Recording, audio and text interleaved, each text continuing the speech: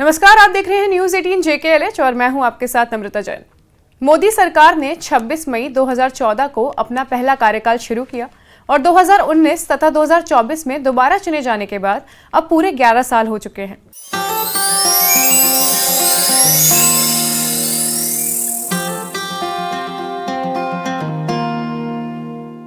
इन वर्षों में देश ने विकास के कई महत्वपूर्ण मुकाम हासिल किए हैं।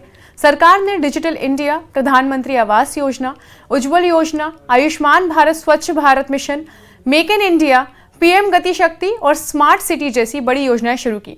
इन पहलों के जरिए करोड़ों लोगों को बेहतर आधारभूत संरचना, सामाजिक सुरक्षा और डिजिटल कनेक्टिविटी मिली है। 25 करोड़ से अधिक लोग गरीबी से बाहर आए, 4 करोड़ नए मकान बने, 10 करोड़ घरों में गैस कनेक्शन पहुंचा और लगभग 80 करोड़ लोगों को मुफ्त राशन दिया गया। और ये मोदी जी की ही सोच रही है। सबका साथ, सबका विकास, सबका विश्वास, सबका प्रयास। बहुत चैलेंजेस भी आते हैं, लेकिन उसके बावजूद भी अंडरलाइनिंग प्रिंसिपल हमारा बड़ा स्पष्ट रहा है। अब मैं अगर बोल्ड डिसीजंस की बात करूं, तो मैंने कहा कि इतने एक प्रेस कॉन्फ्रेंस में 11 वर्षों के बोल्ड डिसीजंस बता देना ये मेरे लिए बहुत कठिन होगा, लेकिन आर्टिकल 370 को एब्रोगेट करना, पॉलिटिकल नैरेटिव बन चुका था कि दिस इज नॉट पॉसिबल। देश मान चुका था कि दिस इज नॉट पॉसिबल, और वो आर्टिकल 370 धाराशाही हुआ और एब्रोगेट हुआ, वो हम सबको पता है। और आप ही सोचिए, जम्मू कश्मीर के इलेक्शंस को आप कहते थे महज फॉर्मेलिटी है, आप ही लोग कहते थे, सब लोग।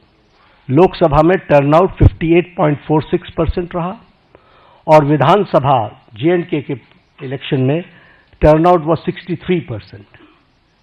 This is the change and this is the result of the bold decision taken.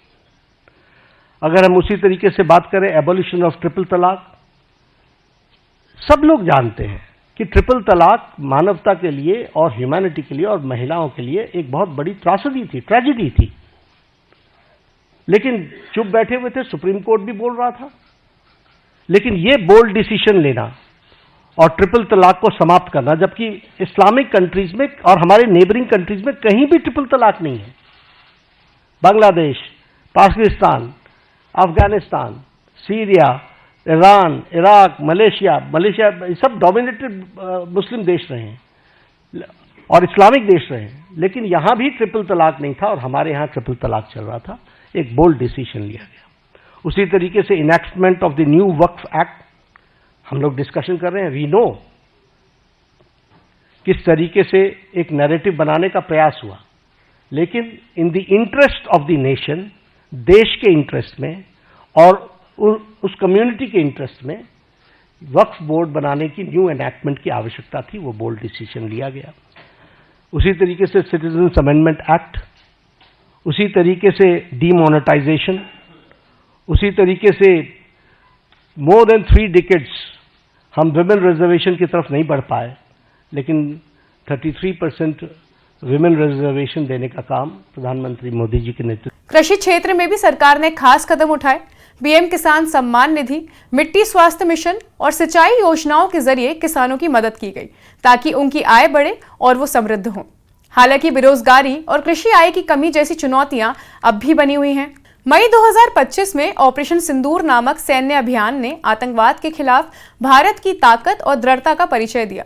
इस ऑपरेशन में सैकड़ों आतंकियों को निशाना बनाया गया, 9 पाकिस्तानी विमानों और ड्रोन को नष्ट किया गया और पाकिस्तान को मात्र 8 घंटे में पीछे हटने पर मजबूर किया गया।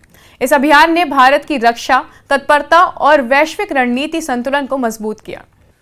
तो politics of performance, responsive government, responsible government, एक जिम्मेवार सरकार, एक जवाबदेह सरकार, और इसके साथ साथ हम ये कहेंगे कि पॉलिटिक्स ऑफ रिपोर्ट कार्ड, यानी हम अकाउंटेबल गवर्नमेंट।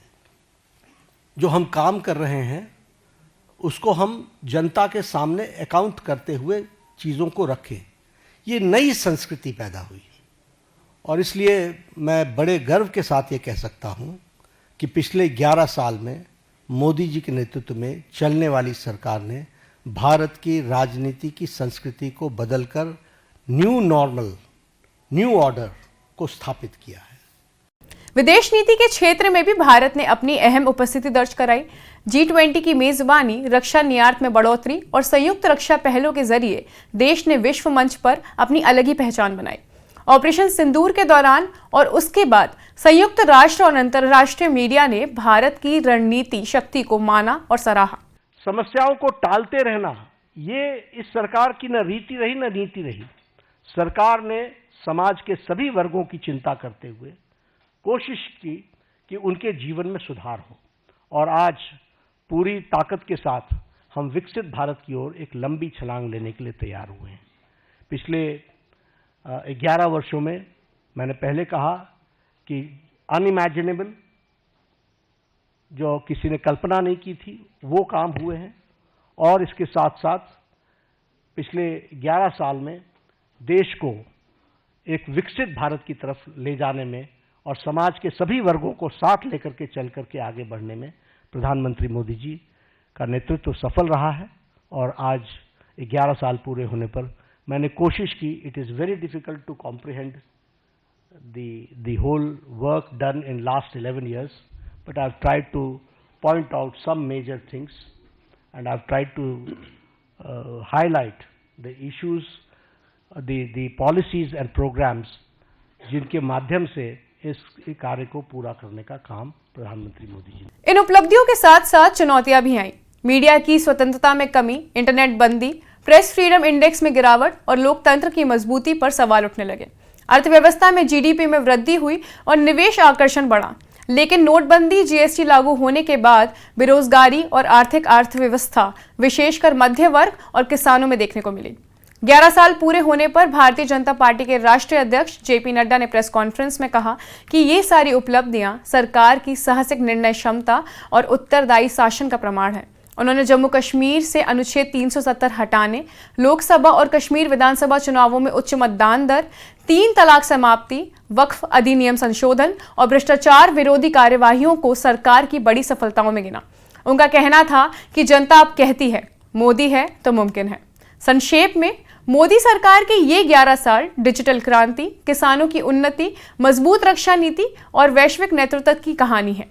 साथ ही ये समय लोकतंत्र, मीडिया स्वतंत्रता और रोजगार जैसी चुनौतियों का भी सामना कर रही है। अब बड़ी परीक्षा ये है कि क्या भारत विकास और संस्थागत मजबूती के बीच संतुलन बनाए रख पाएगा। आने वाले चुनाव और नागरिकों का फैसला ही बताएगा कि भारत आगे किस दिशा में बढ़ेगा।